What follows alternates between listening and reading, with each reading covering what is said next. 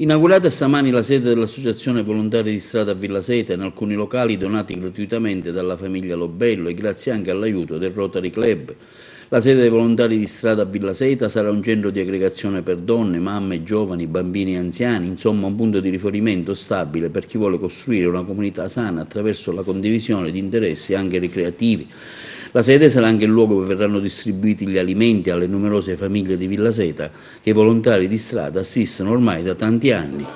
Oggi si realizza un grande progetto che avevamo in cantiere da diversi anni ma che non potevamo realizzarlo proprio per mancanza di fondi, ma adesso grazie alla famiglia Lobello che ci ha dato incomodato d'uso gratuito i locali che sono stati interamente ristrutturati da residenti della zona, e questo lo voglio precisare perché sono stati grandiosi, e grazie alla collaborazione del Rotary Club di Agrigento finalmente si sta realizzando.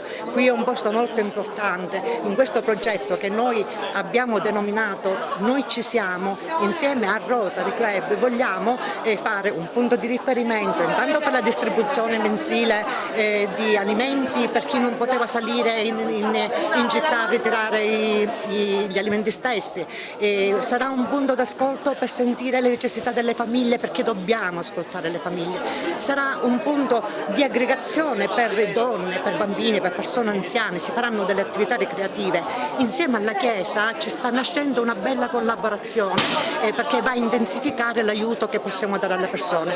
Poi a cadenza mensile verrà anche il dottore Aldo Locurto, farà anche delle visite domiciliari, magari per piccoli controlli, come possa essere la misurazione del colesterolo, della glicemia, della pressione, ma anche per portare una parola di conforto, magari all'anziano che è nella solitudine, e poi successivamente insieme ai ragazzi dell'associazione, i ragazzi della Tenaca, ai residenti del quartiere si procederà alla pulizia di tutta la zona che rappresentava un po' quel cuore pulsante di tutto Villa Seta, per renderlo più vivibile, mettendo anche a dimora delle piantine.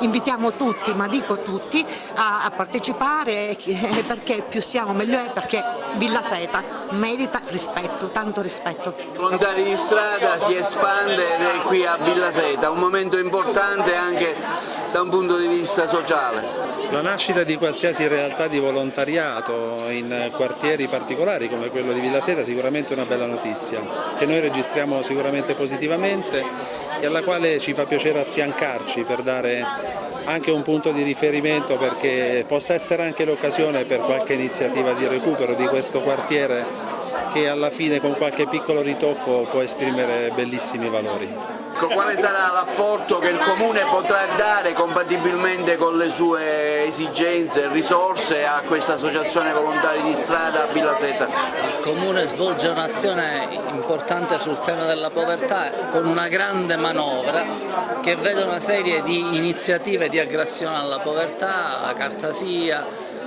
adesso i cantieri di servizio, è in corso, e mi trovo l'occasione per poterlo dire, il nuovo bando da un paio di giorni, quindi chi vuole può partecipare al bando sui cantieri di servizio. Abbiamo messo in opera circa 130 persone e contiamo di farne altrettanti con questo nuovo bando. Sono in corso le convenzioni per quanto riguarda il reddito di cittadinanza e quindi le attività operative, le convenzioni con altre strutture per utilizzare soggetti che hanno voglia di svolgere attività di servizio civico.